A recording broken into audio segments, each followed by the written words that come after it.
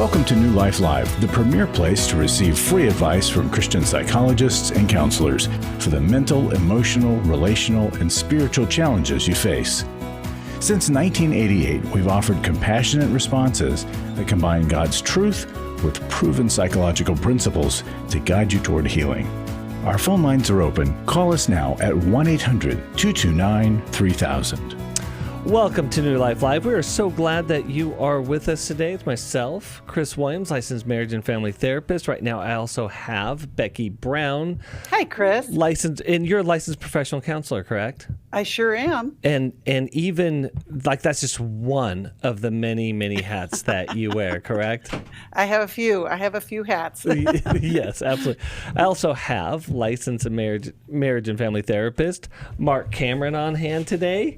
Hello. And it's always good to have you on hand because you are incredibly handy in this space. Oh, thank you. And with that said, I'm curious, what's on your mind today? Yeah, so what I want to talk about today is the cycle of abuse. I recently said to someone the other day, you're in the cycle of abuse, right? And she said, no. And I realized, well, this is not really as commonly known as I thought. So I want to talk about this. So for domestic violence and physical abuse and sexual abuse, obviously this can be easier to notice, but with verbal or emotional abuse, it can be harder to recognize when you're in this cycle, especially for Christian couples, because we want to offer grace and forgiveness. But unfortunately, I do see Christian marriages stuck in the cycle because the abused spouse believes they're not allowed to leave. Has a boundary. Yeah. So here's a quick overview of the stages of abuse. There's the first stage is tension building. That's when the abused partner begins to walk on eggshells around the abusive partner. They can tell the other person's getting upset or irritated, and so they try to placate and prevent the explosion.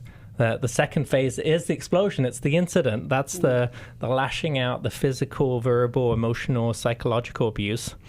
And then in the third phase, there's a reconciliation. And during this phase, the abuser, they might apologize. If it's in really bad, beg for forgiveness, promise to get counseling, send flowers, bring presents, I'll never do it again, declare love. And in this stage, the abused person moves to the up position and the abuser moves to the down position. It flips. Yeah. And that's oftentimes why they don't go and get help.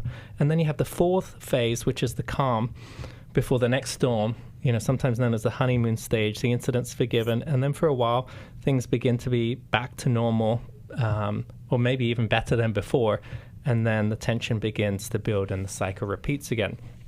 Now, Jesus made it clear, and this is recorded in Matthew, Marc, and Luke, that there's no marriage in heaven. So what's the purpose of marriage on earth? I sometimes I'll ask that to clients who are stuck in the cycle, and sometimes I'll hear someone say, well, procreation. Well, marriage is the context for which procreation occurs. It's not the purpose. The purpose of marriage, like any other relationship that we have on earth, is to sanctify us. Sanctification is the process of making us holy.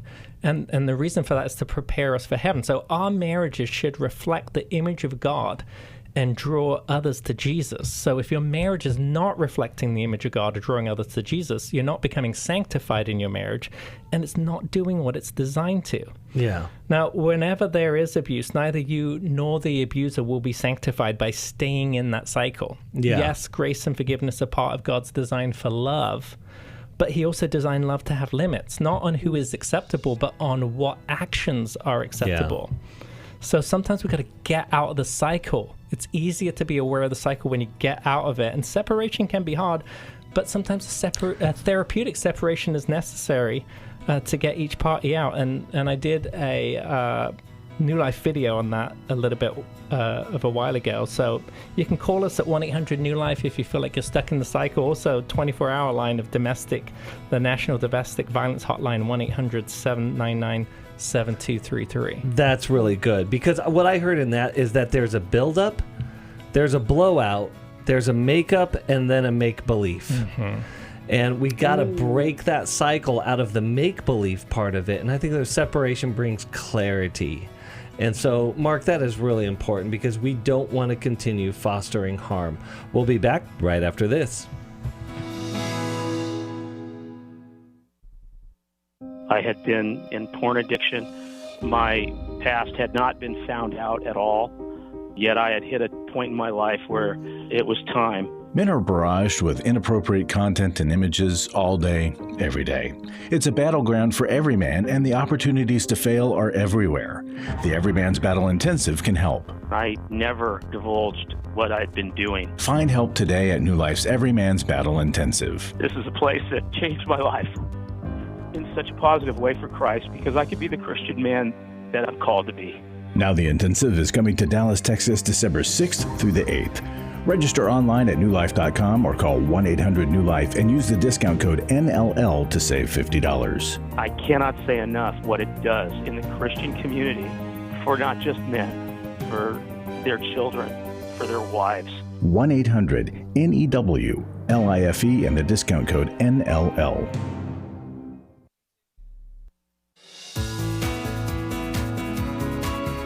To find out more information about New Life or to order any of the resources mentioned on today's program, call 1-800-NEW-LIFE. Now back to New Life Live. Welcome back to New Life Live. Again, so glad that you are with us today, and we're going to go right to the phones. We're going to go to Marissa, Marissa in Eastern Shores, Virginia, who connects with us online. Marissa, how's it going today? Fine, thank you. I'm having a good day. That's good. Well, tell us what's going on and how we can help you. Well, I've been married for 33 years. I have been serving God, and my husband has been my helper, my right hand. Mm-hmm. But when he hit 53 years old, he had a midlife crisis, and he's still there. I found out that for 8 months he had been talking to a younger woman. 27-year-old, younger, as a matter of fact. And for 8 months, he texted her, he called her, they talked on the phone. I mean, it was almost like a boyfriend-girlfriend relationship. Yes. When I caught on, at first he said it wasn't true, but then he said, well, it is true, but we were just friends. Nothing happened. We just texted. Nothing happened. You know, you're just possessive. You're just toxic. And my question is, should he be having friendship with these women? And I say these women because they both go to church. One was a younger one, and he has really stopped talking to her. He's not had any relationship with her. But there's another lady that I found out later in the church who is a widow, who has become really good friends with him, and he goes on her Facebook and sees her stuff and likes it. In the last month, she's put 5 posts, and 5 posts he's liked. Mm-hmm. And he calls her on the phone. He just calls her to say, hi, how are you doing? I told him, I don't like this. I don't think you should be doing that. You need to stop. And, of course, I'm the toxic one. I'm the possessive one. And he says that, you know, I just want to control him. He won't go to church anymore. He used to go to church, but he won't go to church with me anymore because he says, I just want to prove to those other women that I won. And I told him when he said that, I won what? I'm your wife. I'm not in competition with anybody. Yeah. I don't have a race. I don't have nothing to run with anybody. I said, but what did I win? Yeah. And of course he doesn't answer. So my Marissa, that's is, his shame. Marissa, that's his shame speaking. Mm-hmm. Mm-hmm. So he wants to prove, Marissa, that you won? Is that what he's saying, or that he won? No, he won't go to church with me because I tell him, let's go to church. Mm-hmm. You know, I need you by my side. I need you to sit with me, you know, and these women to see that you are my husband. You have chosen to stay with me, because he almost left with one of them. Wow. But I get that. But he's wanting to prove that you won. Is that what you're saying? He's saying that she wants to go because she wins. Oh, because she wins. Okay, got it. Okay. Right. Wow. Marissa, I'm so sorry this is happening. You know, though, I want to help you out here, is that this is a common strategy to say that you're controlling, you're toxic, you're possessive, this is just a friendship. That's gaslighting, if you've ever heard that term. And I'm going to tell you another. I have. I'm going to tell you another term. It's an acronym. It's DARVO. And that's DARVO, and that stands for deny, attack, reverse the victim and the offender order. And this is a very, very common strategy that people do who are manipulative, who are controlling themselves, is they reverse it around. So now you are in the spotlight and they are out the spotlight, and you have to defend yourself, and they don't have to explain themselves at all. And so I'm glad that you are highly concerned, because it sounds like he's having an emotional affair here. What are you willing to, what boundaries are you willing to hold? Well, with the younger girl, he was having an emotional affair, because he was calling her before she went to work. She would call him on his break. She would call her on her lunch. Yeah, so Marissa, let me jump in, because we're agreeing with you 100%, but I want you to hear Marc's question. Yeah, the question, what boundaries are you willing to hold? Because the likelihood is he's going to continue to do this until you draw a line and you say, this far and no more. And once you cross this line, this is the consequence that I am in control of. So what are you willing to do? What boundaries are you willing to hold? Well, I've thought about that. It's hard to decide to leave. Well, you don't have to, but Marissa, you don't have to start with leaving. Like, what are you asking him to do? Like, you guys are in the area. He could go to every man's battle, and he says he won't. He won't because he says he doesn't need it, and 2, because he doesn't speak English enough to understand everything. And I've called New Life and to see if we can get anything in Spanish for him, and there's nothing there. We have a Life Recovery Bible, actually, that is in Spanish, but that's that's not exactly right where you're talking about. But tell us a little bit about, you said it is hard to leave, and I understand that. Tell us a little bit why. Well, I feel I'm at an age where, I'm not supposed to be having to worry about my husband having an affair. I'm supposed to be enjoying life. I have grandboys, and I feel if I leave, I think that, I'm probably wrong, but I feel if I leave, I'm going to take what belongs to my grandboys, the presence of grandpa, the security of grandpa being in the house, because they love their grandpa. And I know I'm wrong, because probably in the past I should have done something on other things that I saw but didn't do nothing, and now my girls are suffering because they both married young men that are just like their dad. And I'm sorry that I didn't have enough courage to get up and go back then, and I feel it's too late. It's too late to try to make a difference. Yeah. Man, I so feel for you here, Marissa, and I think your husband, what he's been saying to you is keeping you in this learned helplessness. And I think you've confused two things here. You've confused presence and security, because his presence is not secure. His presence is actually insecure. It's insecure to you, and it's insecure for your family. And so that, I'm going to suggest something here, and you can look a little bit more into it, but it's called trauma bonding. And I think you've been trauma bonded to him, where he's an unsafe person, but you struggle to let him go. And I hear what you're saying. Yeah, you shouldn't be at the age that you are where you're worrying about that. But also at the same time, we have to acknowledge and accept reality of where we are. And it's not this is not your fault that this is happening to you. But you may have to be willing to leave, to have that boundary so that you can be secure. I talked in the opening of the show about being in the cycle of abuse, and that sometimes you got to get out of the cycle before you can see the clear picture, because it's just so much fog and haze and chaos when you're in there. But I'm concerned for you that if that's not an option for you to leave, that this will continue on, because you actually cannot truly choose to stay if you don't feel like you have the option to leave. Well, and I would encourage you, Marissa, there's a lot of steps between, like you're stuck, like what Marc is talking about, but we're going to send you a copy of Sherry's book, I'm sure, right, Chris? Yep, absolutely. And I think it will give you some insight, but I also want you to know that you're right. Like your assumptions of everything that he's doing is wrong. Like he's wrong. And so we hear you, and I just want to affirm that, because it can feel crazy making when you catch onto things and then you're denied. You're told, no, it's not what you're thinking.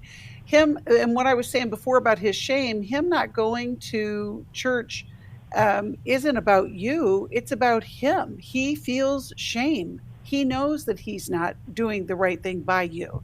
But there are a lot of steps in between now and divorcing. Yeah. And so we'll get you connected with a therapist. I think that's going to be a great way forward. And of course, I would love for, I might want to just send him that Life Recovery Bible in Spanish too. Yeah, so I'm let's just do saying. that. Yeah. Well, and Marissa, let me also just say there was one person who's missing in this equation, because you were talking a lot about the consequences for your daughters, the consequences for your grandsons, talking a lot about the husband and his affair partners, let's call it for what it is. But there's one person that I didn't hear a whole lot about, and that is its impact on you, Marissa. Like you did mention that, like, at this age, you shouldn't have to be dealing with that. Well, you shouldn't have to be dealing with it at any age, to be honest, right? This is unacceptable behavior in any marriage at any age. But one of the things I want to really, really encourage and invite you into is being very, very strong on what it means to be married to you. Like, emotional affair with a woman, half his age or whatever, 27 years young or 27 years old. I mean, that is unacceptable. That is outside of what it means to be married to you. And so I even think about, like, Becky said, before divorce, there can be a separation. But to Marc's point, it's being able to detach from the situation to see yourself more clearly, and good counsel. And even a legal separation can help you detach from this cycle that Marc was talking about that you're in, to be able to then, again, see more clearly and make clearer decisions. Yeah, and I'm not saying go straight to separating or straight to divorce. Definitely separating, I think, before divorce. But, a scaffold, we often talk about scaffolded boundaries or consequences where you require certain things. But what I'm saying is that if you're not willing to leave, if that's not an option, if you're willing to stay in an abusive cycle, he may be willing to stay in that abusive cycle too. Absolutely. And then you're stuck. Yeah, absolutely. Well, because this is what... Well, I have told him that. I said, why are you here? Because obviously, if he's looking for something else somewhere else, why is he here? Correct, because there's a benefit to that for him. Yes, and Marissa, I want you to flip that question. Yeah, that's good. Why am I here? Why am I continuing to go through this? Yeah. Well, for me, I feel, I do love him, and he's had a horrible life. He has, and I know I can't fix a lot of things, but I told him I have invested too much in this marriage. Many things. And for the most part, he's a great guy. He really is. Except, like, I went on a trip to Texas and came back. Well, the day before I got back is when he called one of these women, and he talked to her for 6 minutes, and he said, I asked him, why did you call her? And he says, well, I just wanted to say hi. Marissa, can I say something, because we're running out of time? He's not a great guy. He's not. Good guys do not cheat. They do not betray. This is trauma bonding. He's convinced you that you're the problem. He's the good guy, and you're stuck in, I put so much effort and time into this, but you're putting effort and time into something that is rotten, something that is bad, something that is insecure, something that is destructive, that's destroying you and destroying him. And the more effort and time and energy you put into that, the more you will destroy yourself. Yeah. I think that's really good. Chris, what you said on a previous show where, Marissa's not making the bad choice. Yes. Yeah. She's honoring the bad choices that he's making. And, because the justification for a lot of harm is that a person can have a horrible past, a very painful childhood. But let me get this super clear. A painful childhood does not give a person the right to cause pain in their adulthood. They definitely need healing, and that is my plug for New Life. That's why we're here, to bring hope and healing in life's hardest places so the harm doesn't continue on. We've got to stop the rolling of harm. Marissa, we're going to send you a copy of Intimate Deception. We're also going to send you a Spanish version of the Life Recovery Bible. Marissa, thank you so much for calling in today. We're going to cheer you on and you getting healthy. We'll be right back right after this. When you give to the New Life Scholarship Fund, you're giving someone hope for a brighter future. I was kind of in the closet and hid with my struggle. Your donation really made the difference, especially in my situation, because I would up getting laid off from my job. At the New Life Intensives, hurting people are able to begin a new path towards healing and freedom that has an effect on all of those around them. I think the people who support New Life financially are people that I'll never know. I'll never be able to thank them personally for the gift that they gave to us. Their giving saved me, my husband, and our family from being torn apart. To help hurting people to connect to the help they need, make your gift to the Scholarship Fund at newlife.com or by calling 1-800-NEW-LIFE and specifying scholarships. Someone called and sponsored me to come this weekend. Whoever that is, just know that you saved a life. Literally, you saved my life. 1-800-NEW-LIFE. Club New Life changes lives. You guys came along into my life in 2022. That was a really, really difficult year of my life. You can help New Life Ministries provide Christ-centered hope and counseling resources to thousands of people by joining Club New Life today. I began to really process a lot of things that I've needed to for a long time, and y'all were a very big part of that. When you sign up to support us monthly through Club New Life, you'll make a difference in the lives of individuals and families with godly counsel and connection to help. I came out of it having never experienced anything like that, and y'all were there. Join today and help continue the message of hope to a troubled world. I knew I had to keep going, and I joined Club New Life, and y'all have been the resource that has now been a light for my wife and I. Go to newlife.com/CNL, and together we can help hurting people find help and hope in life's hardest places. Keep doing what you do because it makes a difference. newlife.com/CNL.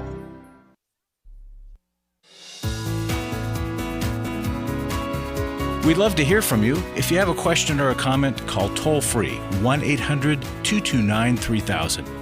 Now back to New Life Live.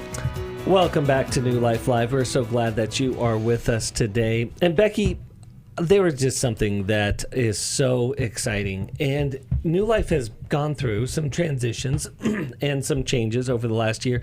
And that can always be a scary thing. But one of the things that I see God showing up so clearly in is a recommitment and a doubling down to the core mission. Mm-hmm. And that is, we are in the midst of a mental health crisis. We are in the midst of relational breakdown. We're in the midst of all of these forces on planet Earth that are constantly working against God's will in our life. And here at New Life, we are doubling down into providing the help, the resources, and the avenues for people to get the healing and health and growth that they need. And one of the ways the primary way in which that happens is with our financial partners. And we have this $385,000 matching gift in which you can donate today and it will be doubled. And Becky, you are in the trenches of New Life day in and day out. Yeah. What does this financial partnership actually allow us to do? It allows us to reach out to the one, like the man who is struggling with a porn addiction and doesn't know where to go and can make that phone call to the woman who has experienced betrayal and feels lost and alone, and to the couple who is struggling with wanting more for their marriage. They've been through a lot, and we can help them. Also, for the individual who may have been struggling, like we've talked before about this mental health crisis that we're all experiencing, there are so many so-called experts out there that are telling people how to get help.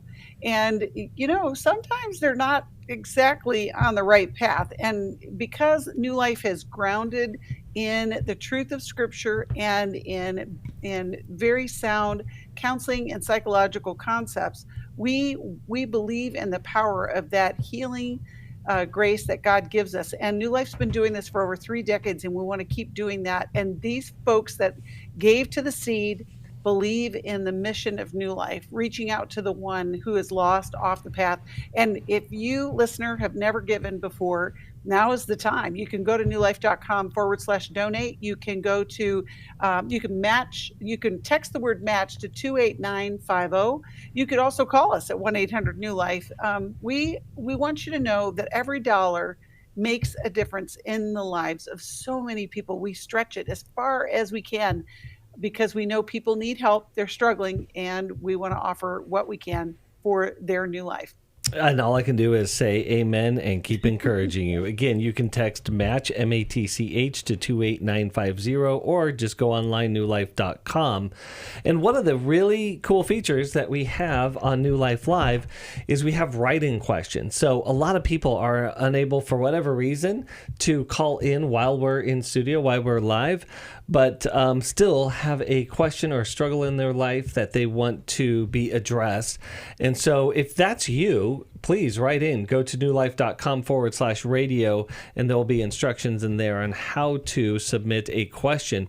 And so we're going to go with Joyce. Joyce wrote in this. She said, my husband expects more from me since he retired. How can he fill the void?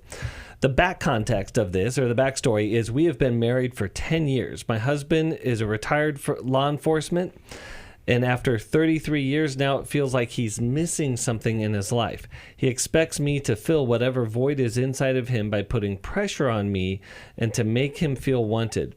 He needs more of my time, more affection, more intimacy, but I still work full-time. I'm raising my 2 teenagers from a previous marriage, and I am the same as I've always been, and it just doesn't seem enough. So going into retirement, and Joyce is feeling this incredible pressure from her husband and what he's dealing with.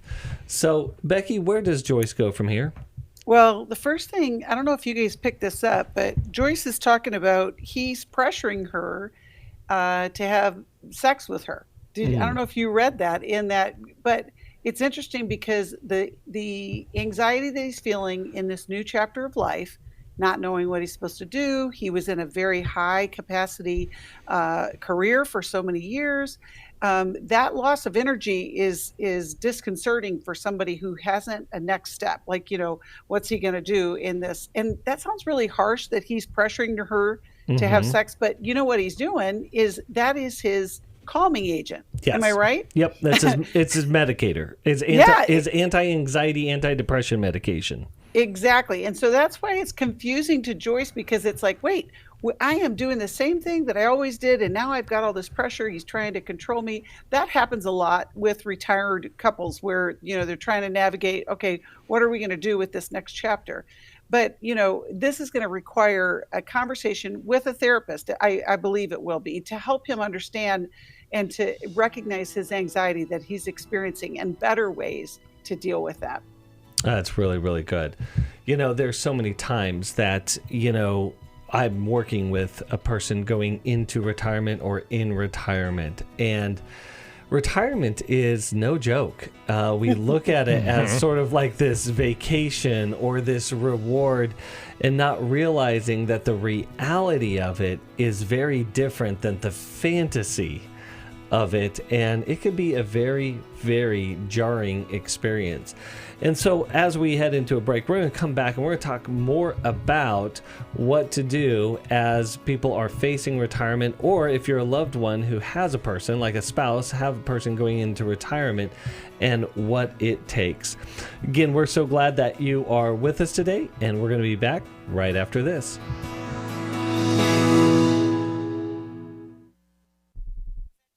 Five years ago, I had been in porn addiction, and I'd had a sexual relationship out of marriage. Every day, men struggle with sexual integrity, impure thoughts, strip clubs, affairs, pornography. Find help today at New Life's Every Man's Battle Intensive. It was the first time I'd ever divulged the sin that I had. For over 20 years, New Life Ministries has been helping men regain their integrity and purity through their one-of-a-kind Every Man's Battle Intensive. I found a confidential comfort that was able to put a flame to a start of a healing process. Now the intensive is coming to Dallas, Texas, December 6th through the 8th. Register online at newlife.com or call 1-800-NEW-LIFE and use the discount code NLL to save $50. Thank you, New Life. They're the redeemed man. Thank you. 1-800-NEW-LIFE and the discount code NLL. I was sort of vaguely familiar that the 12 steps had some origination in the Bible. I found Life Recovery, and one of the things I liked so much was that it had such a broad appeal. It wasn't limited to just alcohol or drugs, that it was addressing a wide range of problems. At New Life, we believe everyone can benefit from a life recovery experience. There are life recovery groups all over the country. They take place online, in conference calls, and in person. And if there isn't one in your area, we can help you start one. We have startup materials, leaders' guides, CDs, Bibles, and more, all with discounts available for groups. Call us at 1-800-NEW-LIFE and ask for Terry Ward. The 12 steps have long been a great help to people in recovery because much of the 12 steps' power comes from the fact that they capture principles clearly revealed in the Bible. The 12 steps is really a pattern for all of us as Christians. Call 1-800-NEW-LIFE. That's 1-800-639-5433.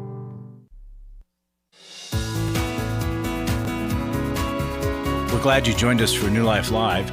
To be a part of the program, call 1-800-229-3000. Now back to New Life Live.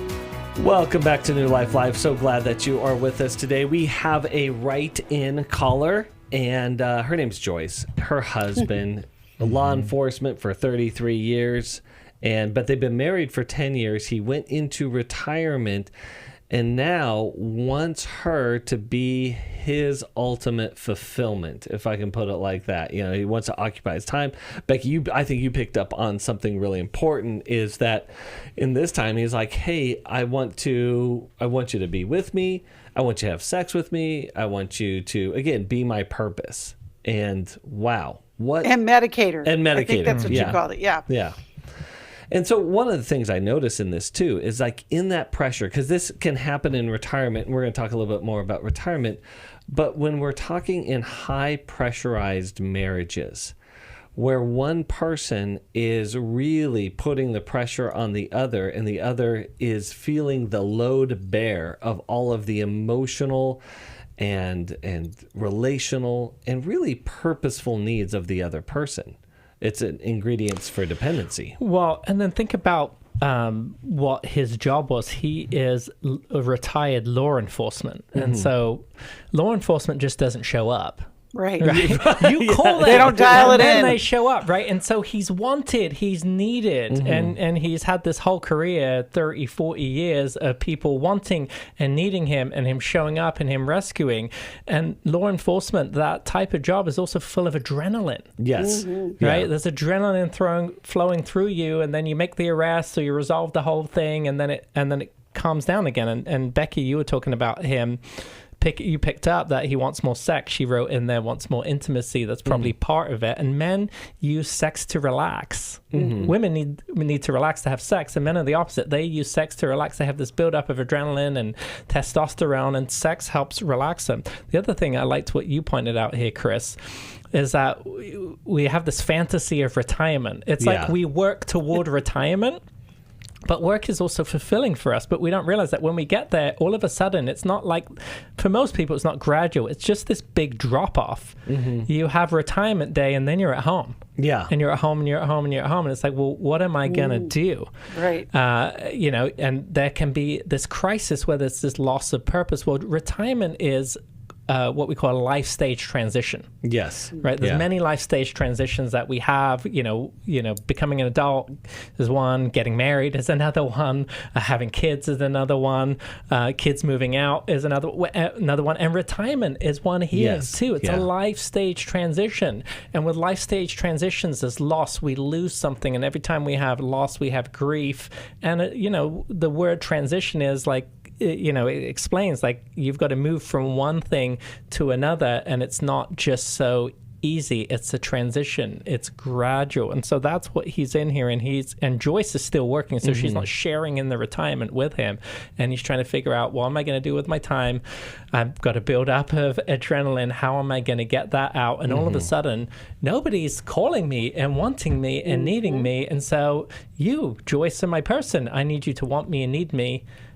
With all the free time that you have. Yes. It'd be the culmination of all of my fulfillment. And there's not one person designed on planet Earth for that. Yeah. So he needs to recognize this stuff. He probably needs a hobby. Yes. Yes. Well, and I would say that she's not going to be the one to tell him, go get a hobby. It's going to be a conversation. Many couples don't plan for retirement other than maybe some of them do financially. We hear about those, the commercials all the time talk about that. And maybe they're just targeted for me, but I just think that there's a bigger conversation. What does God have planned for our marriage in this next chapter? Because it could be that your husband, Joyce, needs a new calling. He needs to have this new mission for the two of you. Yes, you're still working, but I think that let's have a bigger conversation about how do you feel when you don't have a place to go during the day? And a lot of times people who are retired need to set up ways for them to connect with other people during the day. They obviously, you can only do so many things on the honey-do list, but it's really about, what does God have for you? He's not done with you yet. There can be so many ways that God is seen in your retirement years, as a couple and as an individual. Well, and stress is an exposer. And, this might sound weird that he's in stress, but he has maybe the stress of not doing anything. Right. Or the stress of losing purpose or not being needed.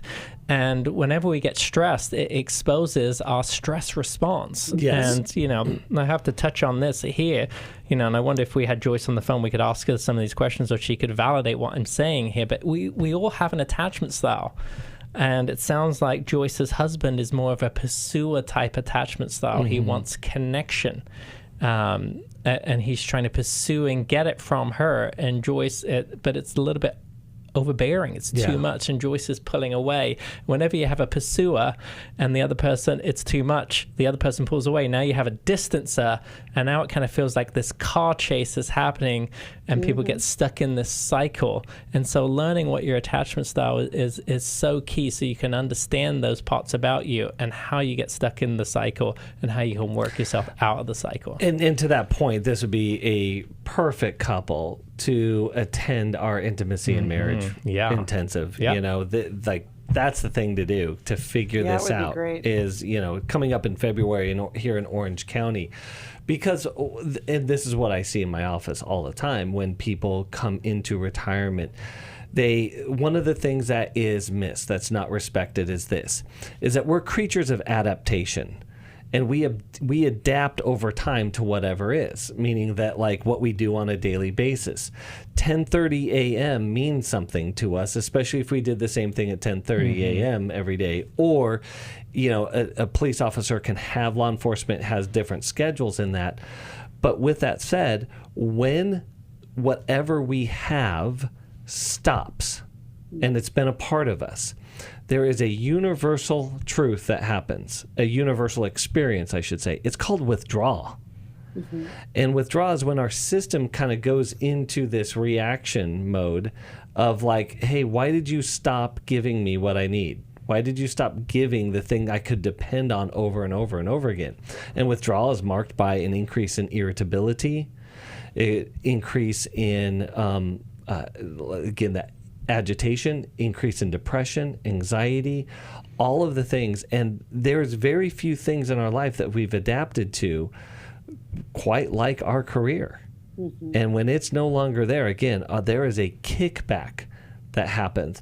And so there needs to be a redefinition of life and a new adaptation to what you were referring to, Becky, and that he needs to find that purposeful creative outlet in his life. And to what you were referring to, Marc, there needs to be a recreation, a redefining of the marriage in this season as well. And it's kind of like one of those things that I know for me, I didn't know going into marriage that I would have multiple times over the course of my married life have to redefine the marriage and what it means, whether that be kids, careers, location change, sickness and health, or retirement. There's so many different things that we have to re-up and redefine what it means to be in relationship. Yeah. And so, Joyce, thank you so much for writing in today. And if you are struggling in your marriage, again, we have many, many resources. We have our Intimacy in Marriage workshop. Which sounds like it's a long time away when you say February, but, we're past Thanksgiving now, and we're going to be into Christmas soon, and then the new year is going to be right upon us. And February is right around the corner. Yes. And if I could add a plug into that, because trust me, Intimacy in Marriage does not need an extra plug. But if you need one, here's what it is. Orange County in February is typically gorgeous compared to the rest of the country. So come to the Intimacy in Marriage and workshop. Plan to stick around, enjoy the sights and scenes of Orange County and some time in the quote-unquote wintertime here in Southern California. We would love to have you. You can also go online to newlife.com. We have a video library that we have plenty of videos on marriages. Marc, you have a few in there, and one in particular on attachment styles that's really, really helpful. We also have our library of books and resources where you can get something like How We Love, if you're struggling with connecting with your kids, How We Love Our Kids. And if you are struggling with something like Retirement, Finishing Well by Dr. David Stoop would be a great, great resource for you to be able to connect with. One other thing, Becky, is we have a nationwide network of Christian counselors and therapists. Real briefly, you get to connect and interact with these wonderful people. What kind of therapists are out there for people to connect with? Yes, I love our network of therapists. They are Christian. They believe in our statement of faith and in our mission, and they're licensed professionals. They've done the work. We have vetted them, and we are so grateful for the work that they do right in your area, wherever you are. Well, maybe not like in South America. We might not have anybody down there. But, I'm telling you, from sea to shining sea here in the United States, and we actually have a couple in Hawaii. So we can connect you with the help that you need. Just give us a call.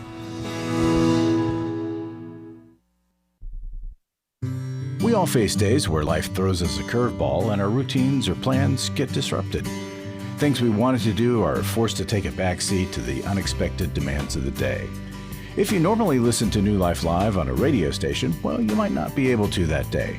And on these hectic days when you're feeling stressed or frazzled, hearing the sound of counsel given on New Life Live is just what you need to navigate the unexpected things of life. Every time I'm troubled or I have a problem, I'll cut on New Life, and there's always something that is said that is helpful to me. By listening, I have learned more than I can ever express about how God wants me to live. Download the New Life app for the easiest way to listen wherever you are and at a time that's convenient for you, or watch the show on our YouTube channel. You can even subscribe to our podcast from your favorite podcast provider. You never have to miss a day of New Life. Wherever you are, we are.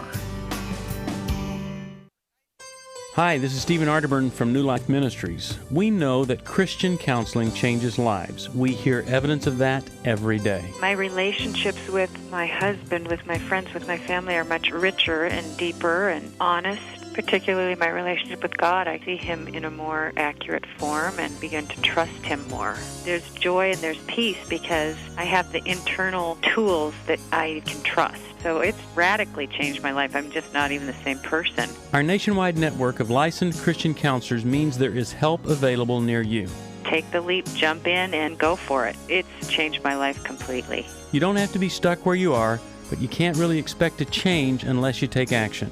Call us today at 1-800-NEW-LIFE. It could be the start of a whole new life for you.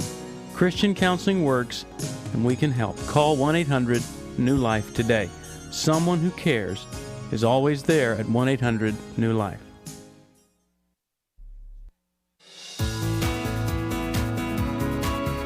To find out more information about New Life or to order any of the resources mentioned on today's program, call 1-800-NEW-LIFE. Now back to New Life Live. Welcome back to New Life Live. So glad that you are with us today. There are so many ways to connect with us, whether that be live on the radio or whether that be through our New Life app. We have a Sirius XM channel. We're on also YouTube. It's a great way to connect with us. So the thing I love about YouTube is that you can also interact in the comment section as well. So you can subscribe to our podcast wherever your favorite podcast provider is. So check us out, New Life Live. And once in a while, we love to do this. We love to go to a throwback call. And so right now, Terry's going to get us a throwback call. Beverly from Nashville, Tennessee, XM Satellite Radio. Beverly, hello. Hello. How are you? I'm fine. How are you? Wonderful. Good. I appreciate y'all. I'd like to start on the front side by saying that. And Thank you.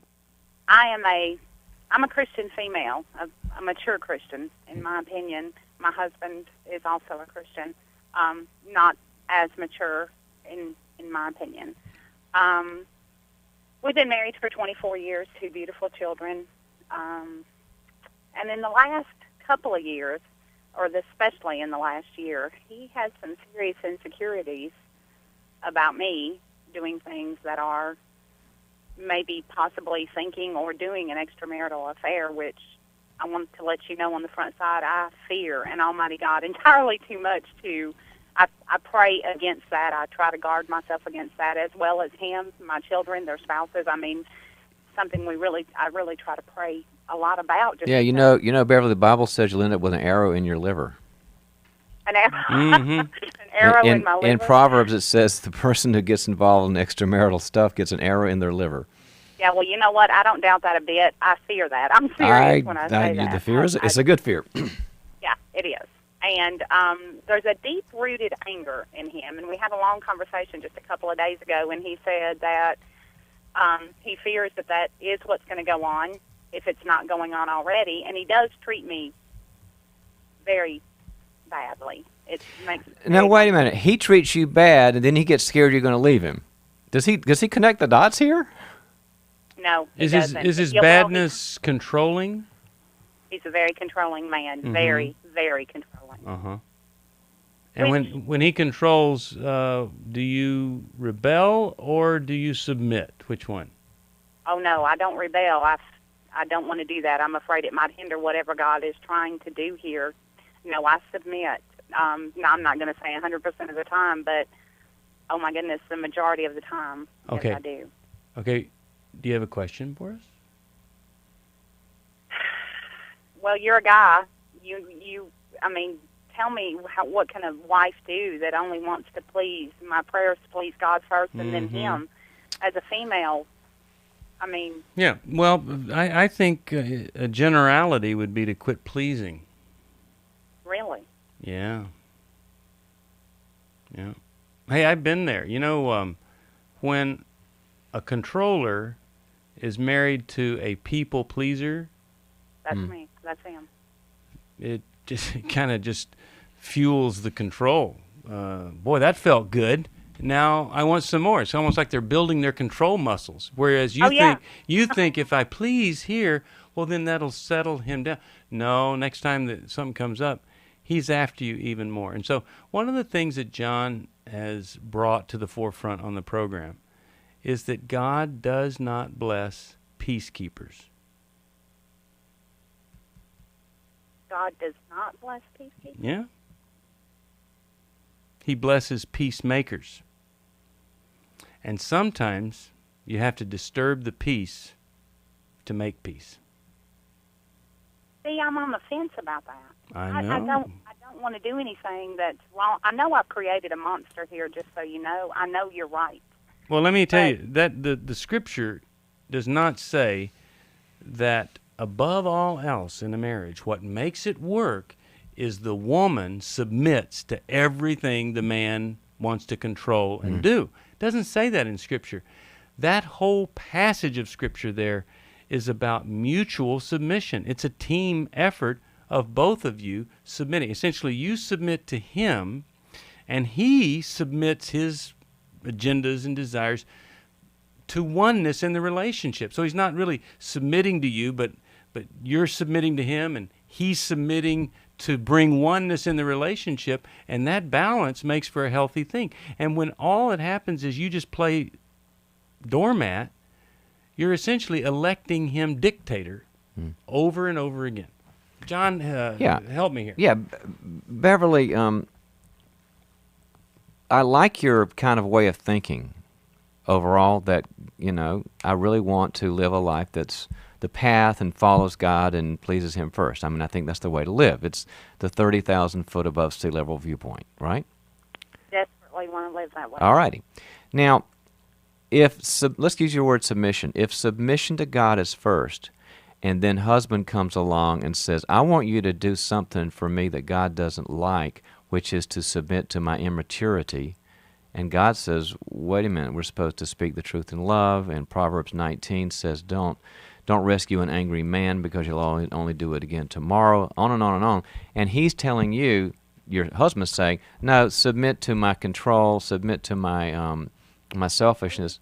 Then you got to say, wait a minute, I have a higher authority here. Like Peter had to say in Acts when the Romans told him, don't talk about Jesus. He said, I can't stop talking about him. I have to submit to a higher authority. So I would go to your husband in love and say, I want to make this work. 24 years of 24 years, I care about you. We've got great potential. But from now on, I'm going to work on loving you and speaking the truth to you. And I think you have issues and I have issues, and we need to get help. And I would start pushing that way. That is what being submissive to God is really all about. So you're saying go up against him in a way. The Bible, what do you do? Beverly, this is a big problem in our church. People get one verse and they make a religion out of it. So you got that passage in Ephesians, and you look at that, and all of a sudden you're going to be drinking Kool-Aid on an island somewhere because you got one verse theology.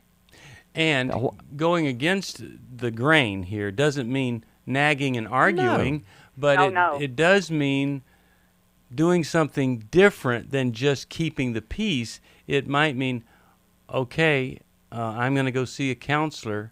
I'd like you to go with me. And when he says I'm not, then you go anyway. Because I've got to follow God, and God tells me to get healthy and to get more mature. Right. So I go against his immaturity. Look at all the passages in the Bible, Beverly. Speak the truth in love. All the passages about, in Galatians, we've got to pick up our own loads, carry our own cross. We've got to, in Proverbs, it says, if my friend smites me, it's a favor to me. Every passage about confronting in relationships also applies to marriage. So don't let that one verse in marriage be the whole thing. We submit, but we also tell the truth to each other. Go against? You'd better go against. Every wife listening on this program should be going against her husband when he has evil and sin and pathology in his life. Enabling evil is not honored by God. No, it's not. Just keeping. Jesus didn't keep the peace. He disturbed the peace. He went against. That's right. He spoke against religious leaders rather than honoring their position. So a lot of things here, but it's tough, and as sick as your husband is, the toughest thing is not to use him as an excuse for you not to grow. That's where we get trapped. Oh, the hearing from the wisdom of Steve and John there. So good. It's incredible. We're all taking notes. Writing notes here. Totally. Listen, the one I'm taking to the bank today is this. People take one verse and make a religion Yes, I out wrote of that it. down. Thank you. Love you, Dr. John Townsend, for that. Thank you all for being a part of our program, a part of our lives today. Thank you for being a part of New Life and its mission. Marc, Becky, so glad to be with you guys. Happy Thanksgiving. Happy Thanksgiving, everybody. Happy Thanksgiving. And until next time, be well. Thanks for listening. We hope this program has helped you by giving you insights for handling the challenges you face in your life. We want you to know that we're here for you, but you also need to know that New Life Live is a listener-supported ministry. To make your donation or to get any of the resources mentioned on today's program, call 1-800-NEW-LIFE. That's 1-800-639-5433 or online at newlife.com. Please join us again tomorrow for New Life Live.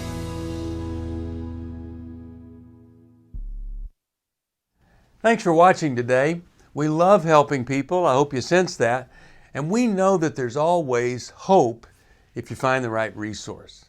Now, if something we've said to somebody else applies to you, that's fantastic. That's what we're hoping for. But also, if you want to join us directly, you can call 1-800-229-3000 between 1 and 3 Eastern Time, Monday, Tuesday, and Wednesdays. Those are the best times to get through. And while you're here on YouTube, check out these other videos that we've done to help people see where they could grow or a different path to take. And if you do that, would you give us a thumbs up on the video? And please subscribe to this channel. There are many ways that we can help you outside of the radio program, and it's very hard for some to pick up a phone and dial 1-800-NEW-LIFE. But when you do, we put you in touch with somebody who cares about you, knows all the resources out there, and they're going to find the best for you. There is no reason to struggle alone. I hope to see you tomorrow. Hope you'll invite somebody else to come and join that maybe needs just a little bit of help along the way. I'll see you next time.